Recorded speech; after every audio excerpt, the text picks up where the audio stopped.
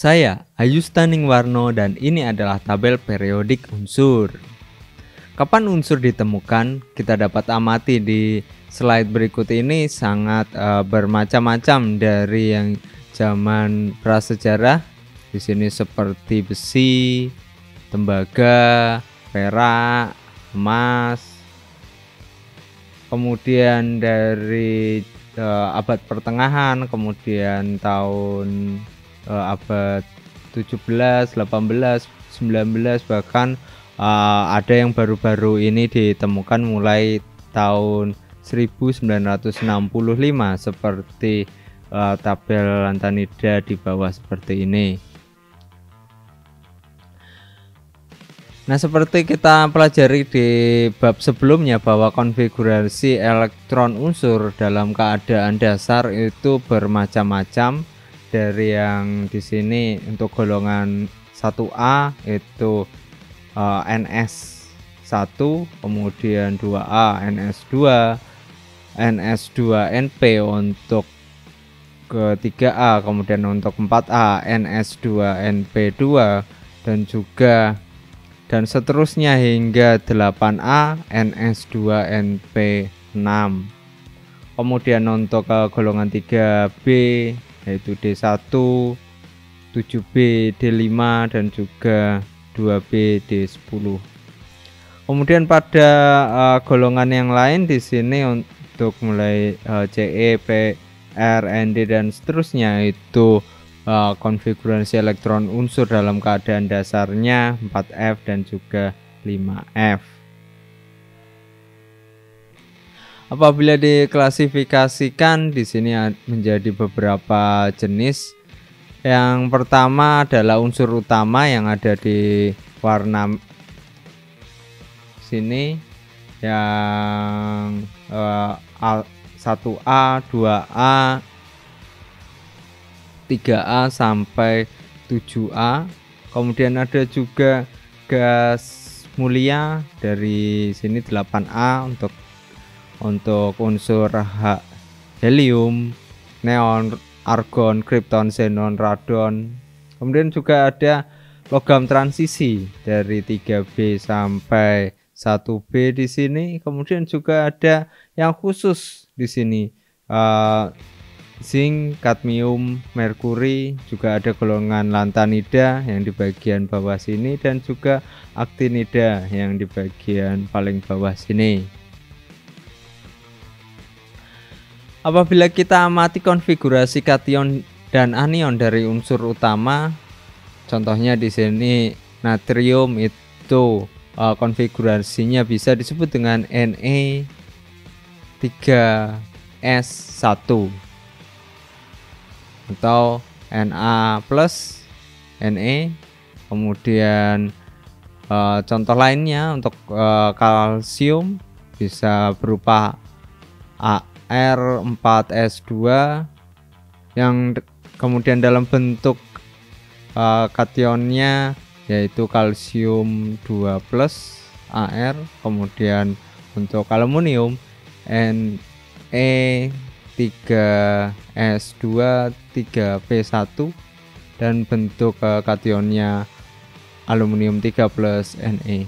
Nah, di sini atom itu kehilangan elektron sehingga kation memiliki konfigurasi elektron gas mulia. Nah, kemudian aturan yang lain di sini atom mendapatkan elektron sehingga anion memiliki konfigurasi elektron gas mulia seperti yang ada di dalam hidrogen yang memiliki konfigurasi 1s1 sehingga dalam bentuk hidrogen anionnya menjadi 1s2 yang serupa dengan konfigurasi dari helium.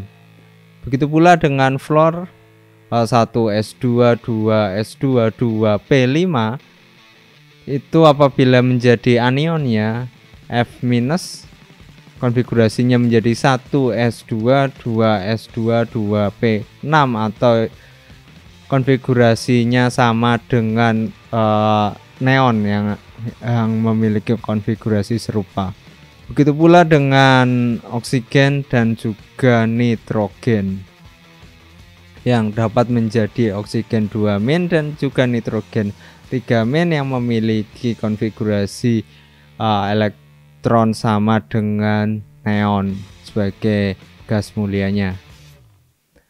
Kemudian kation dan anion dari unsur utama di sini kita ketahui dari golongan 1A itu +1, kemudian 2A + 2, kemudian bergerak ke 3A itu +3, kemudian di 5A itu menjadi anion -3, kemudian 6A -2 dan 7A -1 untuk anionnya. Ada sifat yang disebut dengan isoelektrik, yaitu memiliki jumlah elektron yang sama sehingga memiliki konfigurasi elektron keadaan dasar yang sama. Sebagai contoh di sini natrium plus itu sama dengan neon, juga dengan aluminium 3+ yang sama dengan neon. Juga untuk fluor minus itu juga sama dengan neon. Begitu pula dengan contoh yang berikutnya untuk O2- dan juga N3-. Kemudian contoh lainnya di sini Na+, aluminium 3+, F- itu merupakan isoelektrik dengan neon. Nah, ada pertanyaan bahwa atom netral apakah yang isoelektronik dengan H-. Nah, kita tulis dulu konfigurasi elektron dari H-. Di sini H- sama dengan memiliki konfigurasi elektron 1s2 yang memiliki konfigurasi elektron sama dengan helium. Nah, kemudian konfigurasi elektron kation logam transisi. Pada saat kation terbentuk dari sebuah atom metal transisi, elektron dari orbit Ns selalu dilepaskan terlebih dahulu, kemudian dari orbital N-1d. Sebagai contoh di sini untuk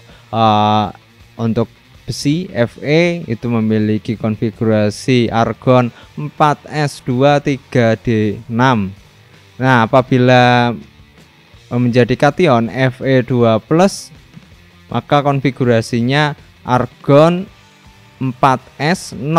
Jadi di sini dua elektronnya dilepaskan terlebih dahulu, kemudian menjadi 4s0 3d6 atau argon 3d6. Begitu pula dengan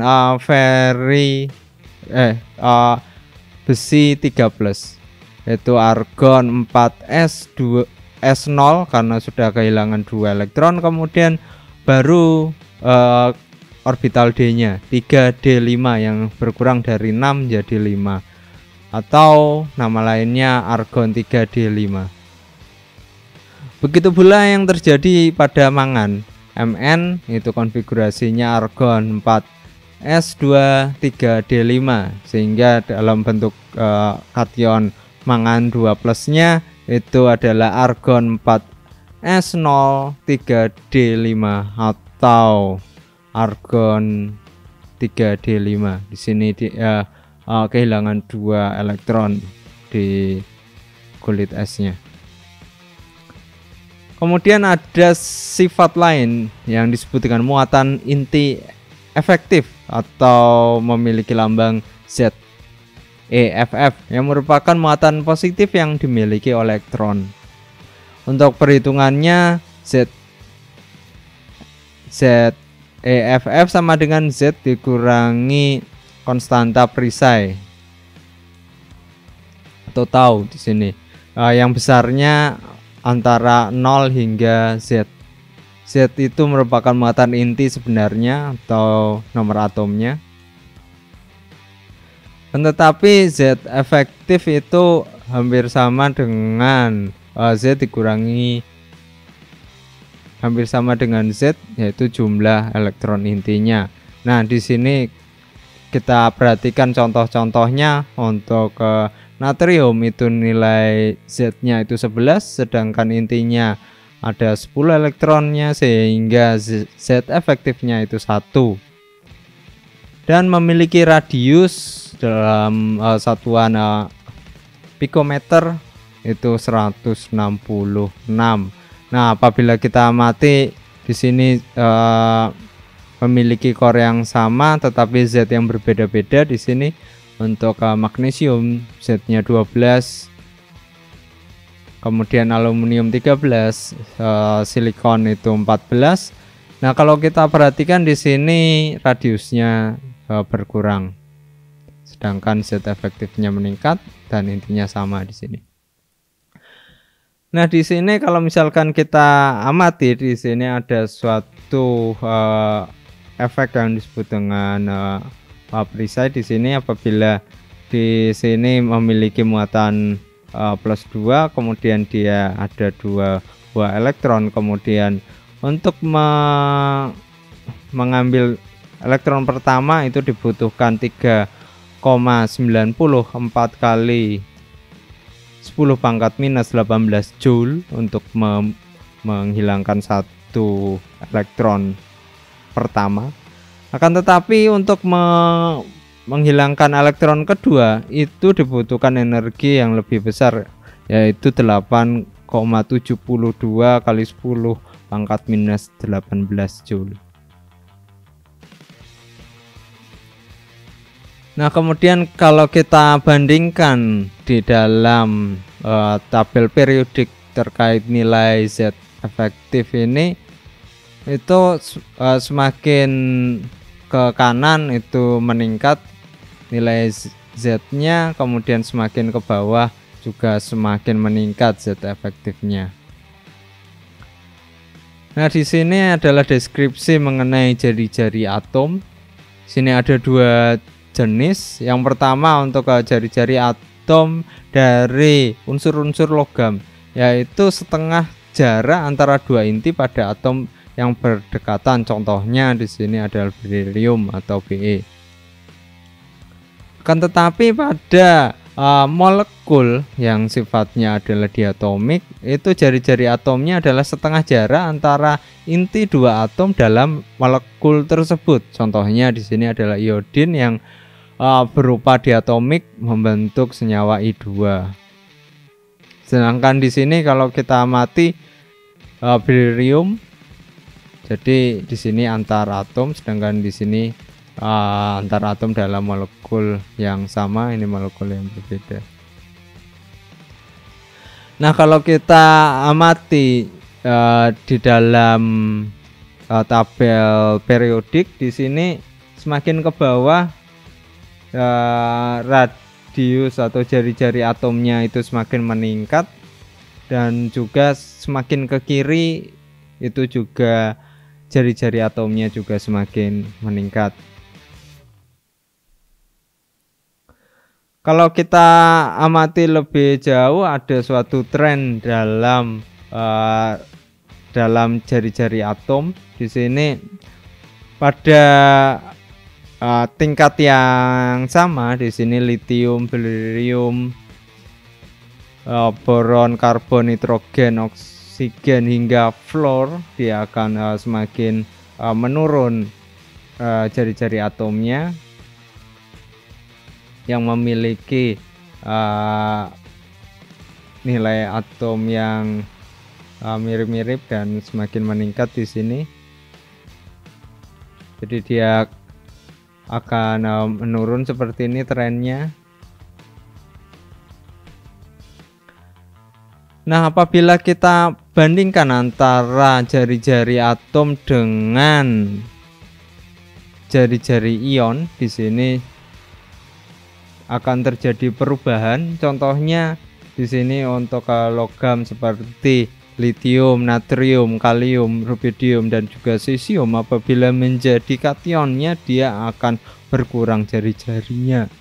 Akan tetapi untuk senyawa seperti fluor, klor, brom, iodin yang menjadi anion, dia akan meningkat jari-jarinya. Sehingga dapat diketahui bahwa kation selalu lebih kecil dari atom yang membentuknya, sedangkan anion selalu lebih besar dari atom yang membentuknya. Sebagai ilustrasi di sini, contohnya litium yang apabila direaksikan dengan fluor di sini, dia akan menjadi lithium fluor, ion lithium plus, dan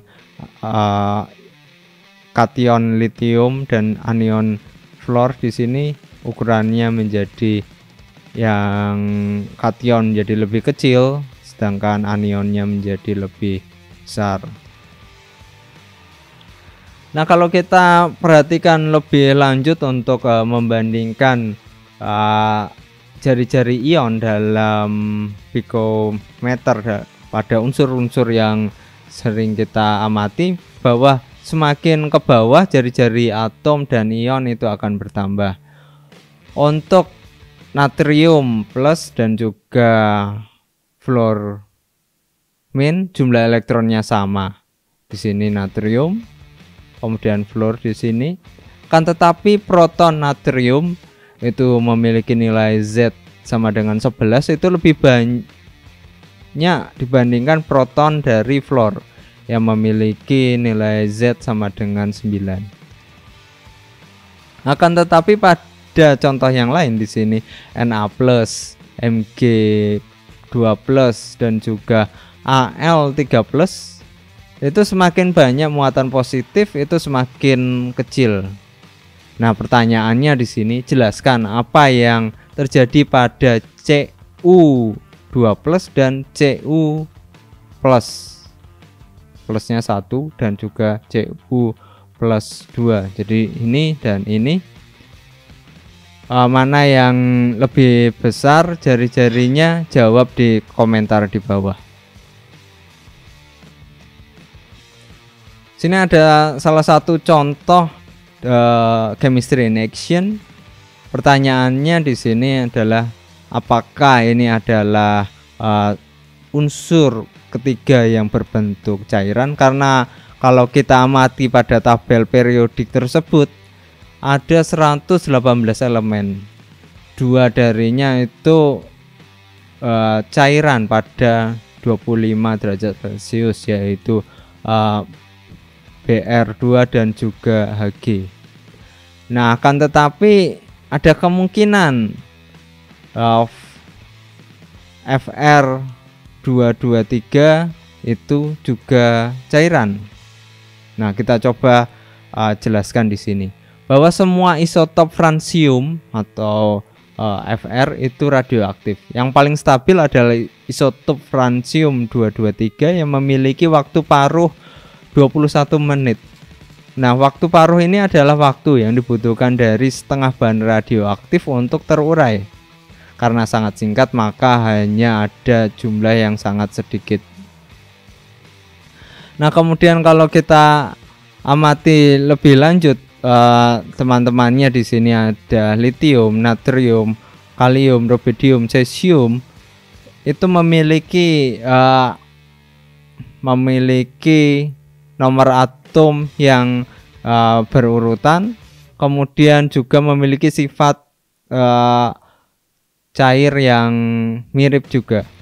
Nah, kalau kita amati ada tren di sini dari lithium yang titik cairnya 180, kemudian turun menjadi sekitar 90 pada natrium, dan seterusnya hingga cesium itu titik cairnya mendekati 30 derajat Celcius. Nah, apabila kita teruskan trennya tersebut pada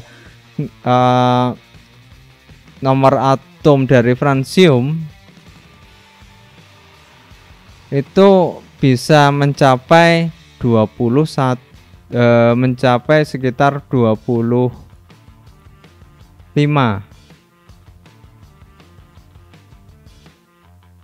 Nah, sehingga di sini sekitar 25, sehingga ada kemungkinan bahwa francium itu merupakan cairan pada suhu 25 derajat Celcius. Nah, ada aturan yang lain di sini adalah energi ionisasi yang merupakan energi minimum dalam kilojoule per mol yang dibutuhkan untuk melepaskan elektron dari atom gas ke kondisi dasar.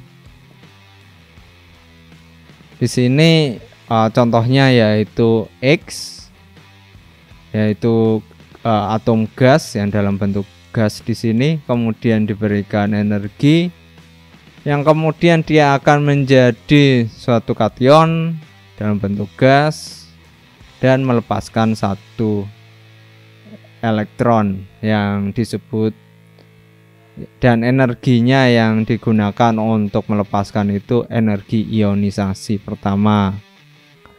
Yang kemudian apabila dilanjutkan, gas ini yang sudah menjadi kation 1 itu diberikan energi lagi untuk melepaskan sebuah elektron lagi yang akan menghasilkan kation 2+ dalam bentuk gas, maka energinya disebut energi ionisasi kedua dan seterusnya. Nah, akan tetapi kita juga dapat informasi bahwa seperti yang disebutkan di depan tadi, bahwa energi yang dibutuhkan untuk ionisasi pertama itu paling kecil, kemudian diikuti oleh ionisasi kedua, dan yang paling besar di sini energi ionisasi ketiga.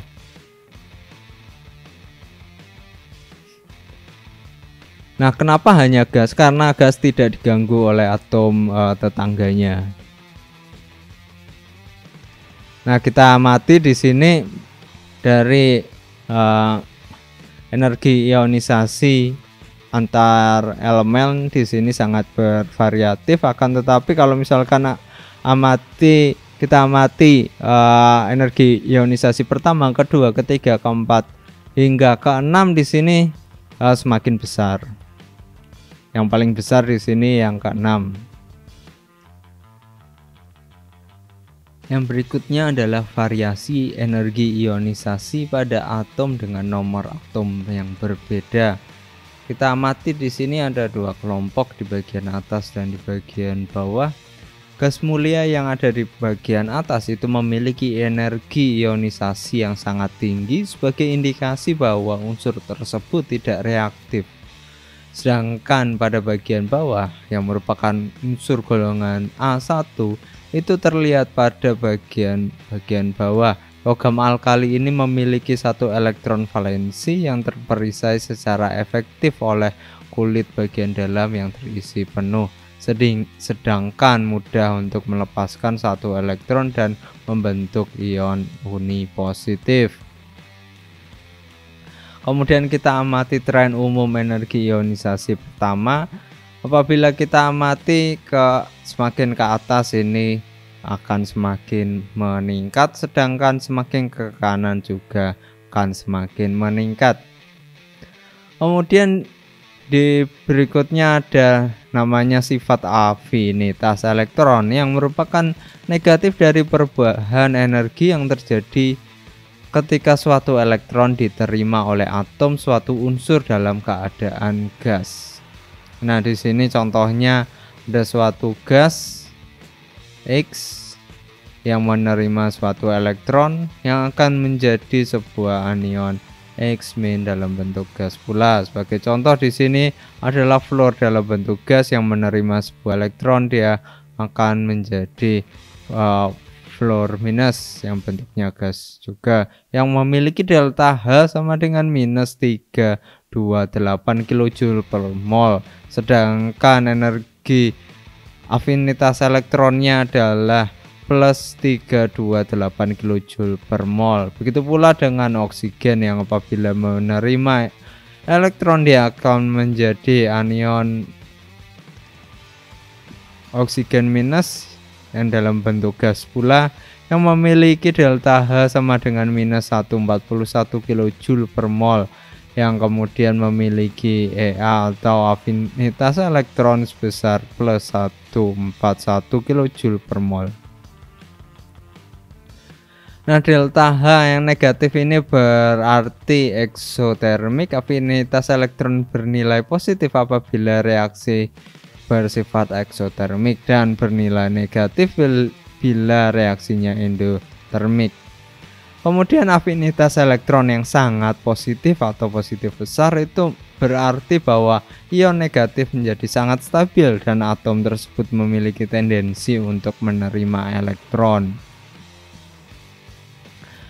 Nah, kita amati di sini adalah tabel untuk perbandingan elektron afinitas dari unsur-unsur yang penting dan juga gas mulia. Di sini dari A1 yang memiliki EA dari 73 hingga 45 dan juga gas mulia yang memiliki elektron afinitas yang kurang dari 0, itu sangat kecil ini.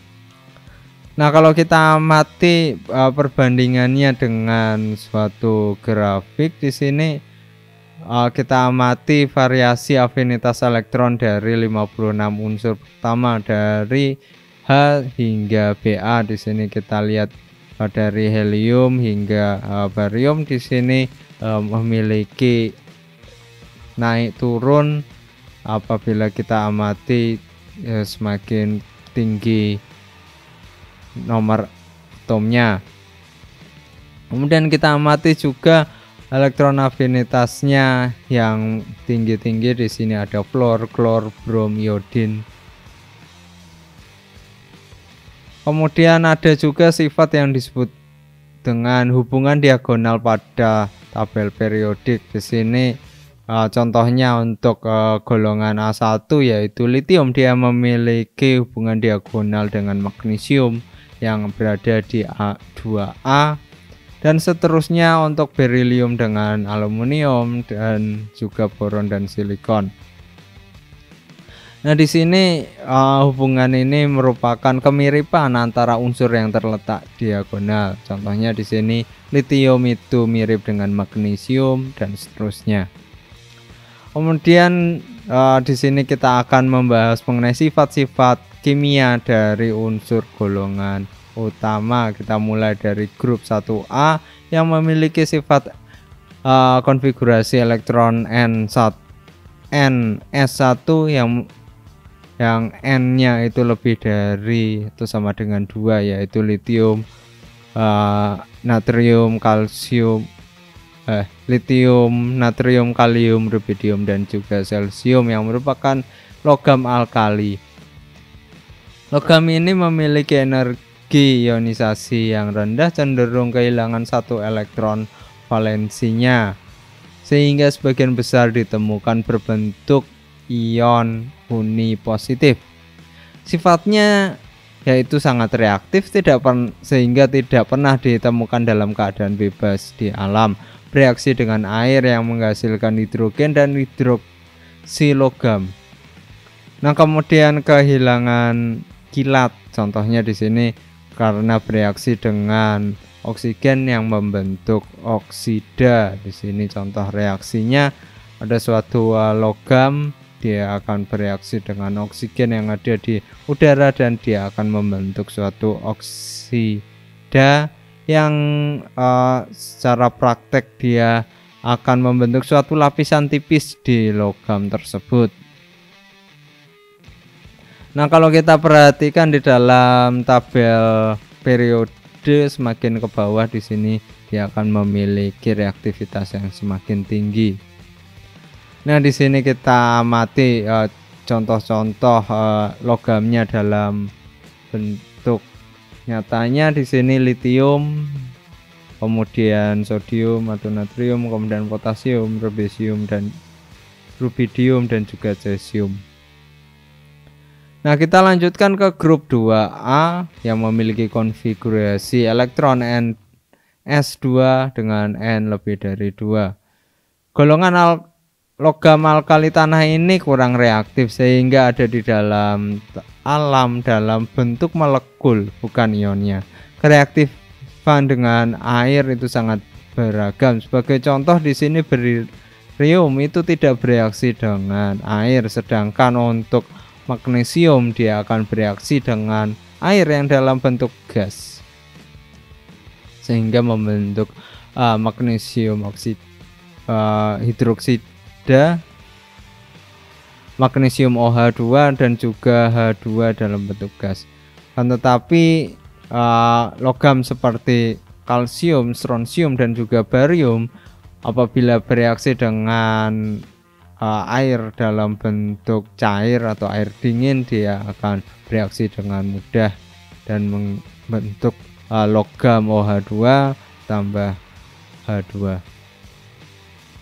Nah, di sini adalah contoh-contoh gambar dari elemen-elemen tersebut, dari berilium, magnesium di sini, kemudian kalsium, strontium, barium dan juga radium yang bersifat radioaktif di sini.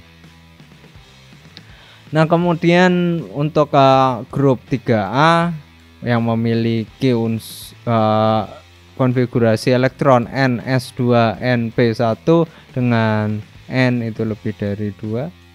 Contohnya di sini untuk beberapa senyawa yang penting. Yang pertama adalah boron.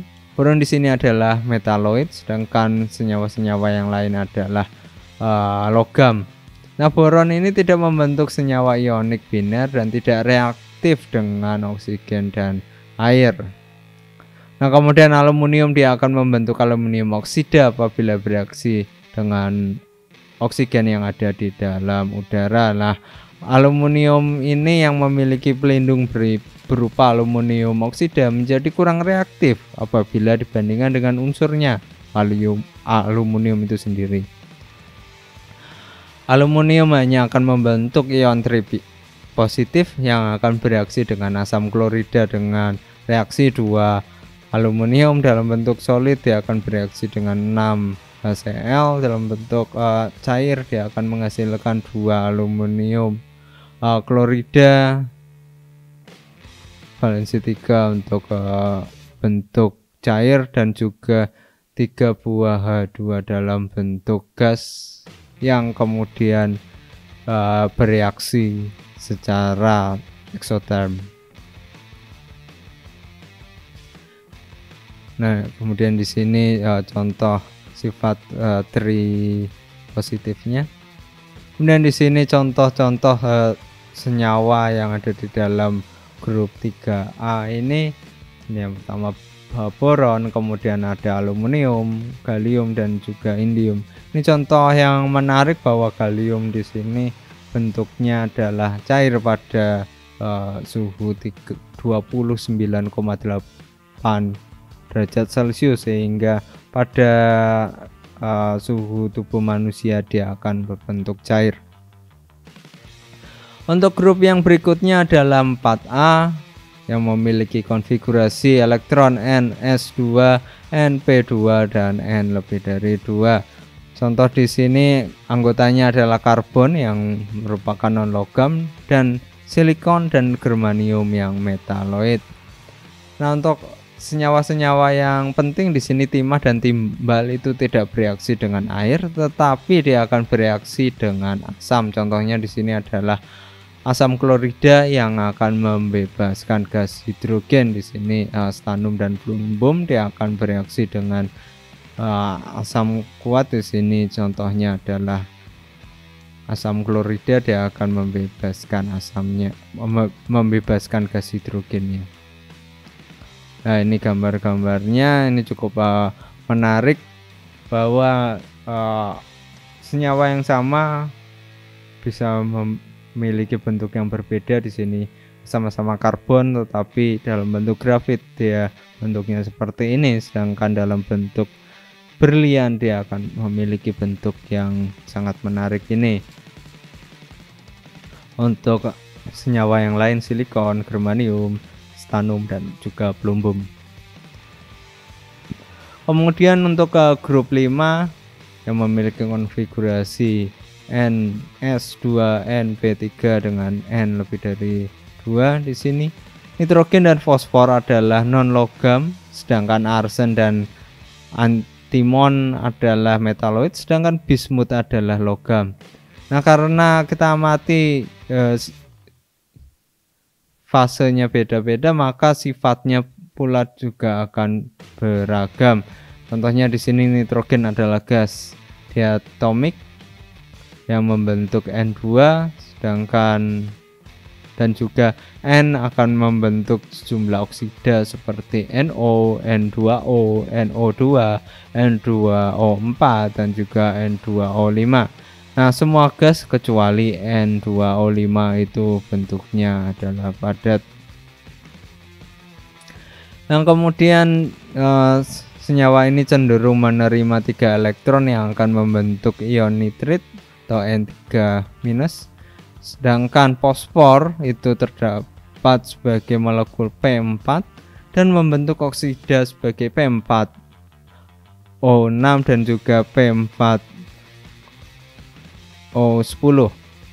Yang kemudian asam okso yang penting itu HNO3 dan juga H3PO4 yang akan terbentuk bila oksidanya bereaksi dengan air seperti yang tertulis di reaksi seperti ini. N2O5 bereaksi dengan air, dia akan membentuk 2 HNO3. Begitu pula dengan P4O10 dengan air, dia akan berubah menjadi 4 kali molekul H3PO4. Nah, ini contoh senyawa-senyawanya. Di sini ada nitrogen, kemudian fosfor, arsen, antimon dan juga bismut.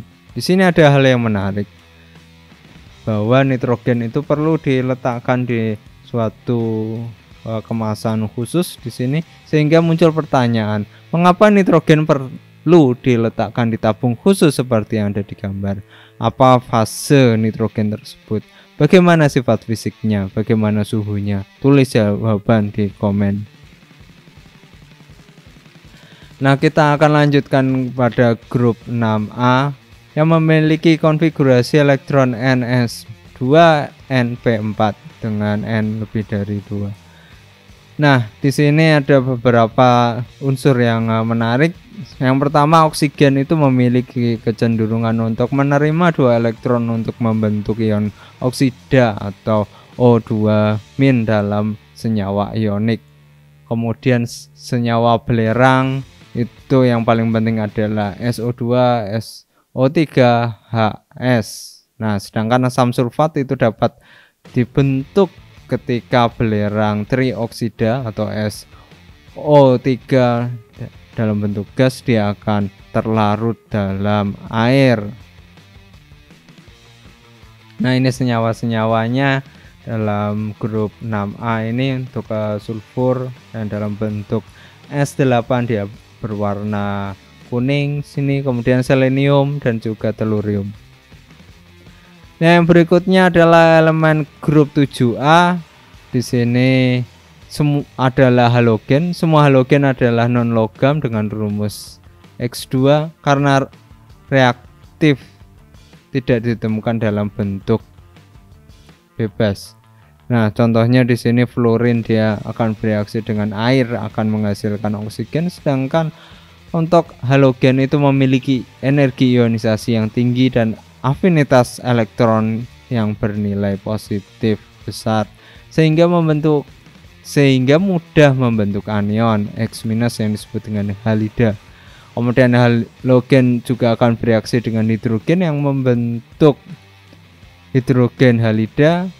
Sebagai contoh di sini asam fluorida adalah asam lemah dan asam lainnya adalah asam kuat.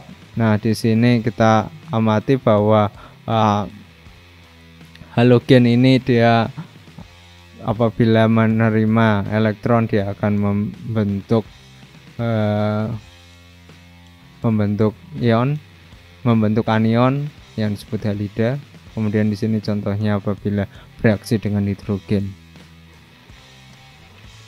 Nah, ini adalah bentuk-bentuknya apabila dimasukkan dalam satu kemasan yang tertutup: klorin, brom, dan juga iodin. Kemudian yang berikutnya adalah kelompok 8A yang memiliki konfigurasi elektron Ns2 dan juga yang memiliki konfigurasi elektron Ns2np6 dengan N lebih dari 2.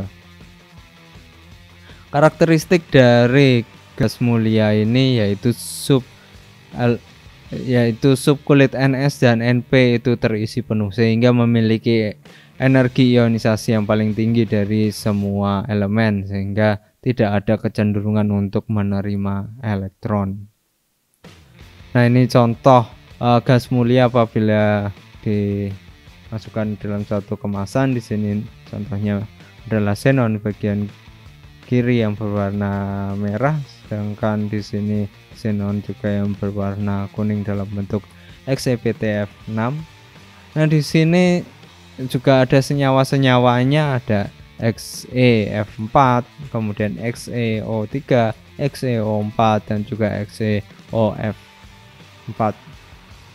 Juga ada beberapa senyawa kripton seperti KrF2 yang dapat disintesis. Nah, apabila kita membandingkan antara grup 1A dan juga grup 1B, kita amati di sini bahwa logam di kedua grup ini memiliki konfigurasi luar yang mirip dengan satu elektron di orbital s terluar, sehingga akan tetapi sifat kimianya sangat berbeda karena perbedaan energi ionisasi. Ini contohnya adalah energi ionisasi pertama dari Cu, Ag dan juga Au. Di sini adalah 745, 731 dan juga 890 kJ per mol. Nah, nilai energi ionisasi ini jauh lebih tinggi dari logam alkali yang ada di sebelahnya sini. Nah, sehingga grup 1B ini sangat kurang reaktif apabila dibandingkan dengan grup 1A yang memiliki I1 lebih rendah yang menandakan memiliki sifat yang lebih reaktif. Energi ionisasi pada grup 1B yang tinggi ini dihasilkan dari perisai yang tidak lengkap. Nah, oleh elektron D di dalam yang dibandingkan dengan perisai yang efektif dari inti gas mulia yang terisi penuh. Nah, apabila kita amati di sini untuk sifat-sifat oksida di periode yang sama di sini, yaitu cara membandingkan sifat unsur golongan utama dalam satu periode adalah dengan mengkaji sifat dari sederetan senyawa serupanya. Karena oksigen itu akan bereaksi dengan hampir semua unsur, maka kita akan membandingkan sifat oksida unsur periode ketiga ini dengan membentuk bagaimana logam berbeda dengan metaloid dan juga non logam. Di sini kalau kita amati oksida yang dihasilkan, dia memiliki sifat-sifat yang berbeda. Sebagai contoh di sini tipenya untuk Na2O, MgO, Al2O3 itu sifatnya adalah ionik, sedangkan SiO2 dan seterusnya adalah molekuler. Sedangkan strukturnya di sini adalah ekstensif 3 dimensi, sedangkan di sini adalah discrete molecular unit.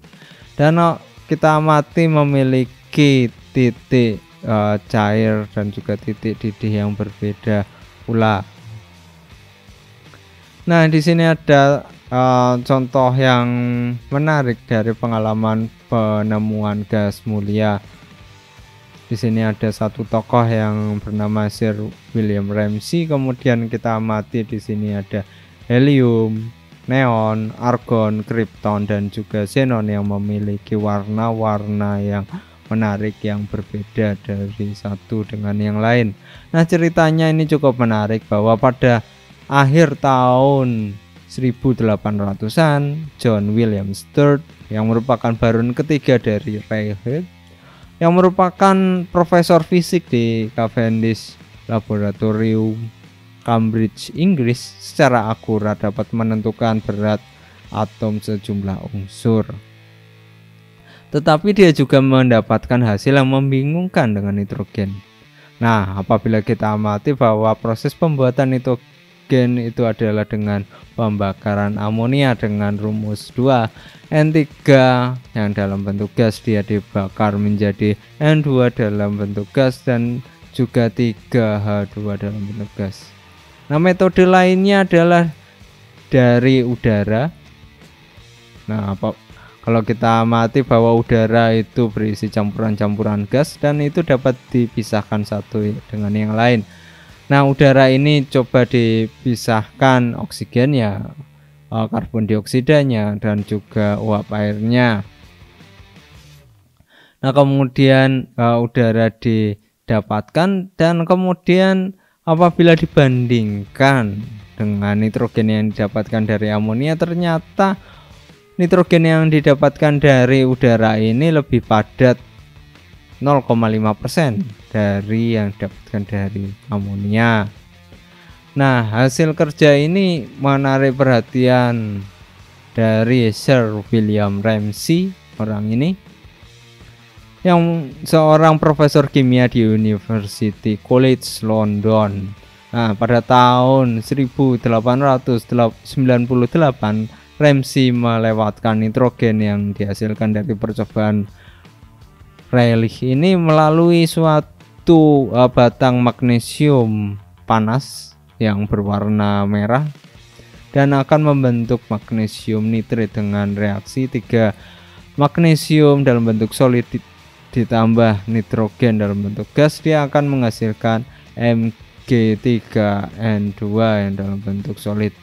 Nah, setelah semua nitrogen yang bereaksi dengan magnesium, ternyata masih ada gas yang tidak bereaksi dengan apapun. Nah, dengan bantuan dari Sir William Crookes yang merupakan penemu dari tabung discharge, Ramsay dan Lord Rayleigh ini menemukan spektrum emission gas yang tidak sama dengan unsur-unsur yang diketahui. Eureka, katanya. Sebuah unsur baru. Mereka menemukan dan menentukan bahwa berat elemennya adalah 39,95 AMU dan disebut argon atau yang berarti malas dalam bahasa Latin. Terima kasih. Pertanyaan silakan ditulis di kolom di bawah. Silakan komen dan juga jangan lupa mengerjakan tugasnya. Juga jangan lupa like dan subscribe. Terima kasih.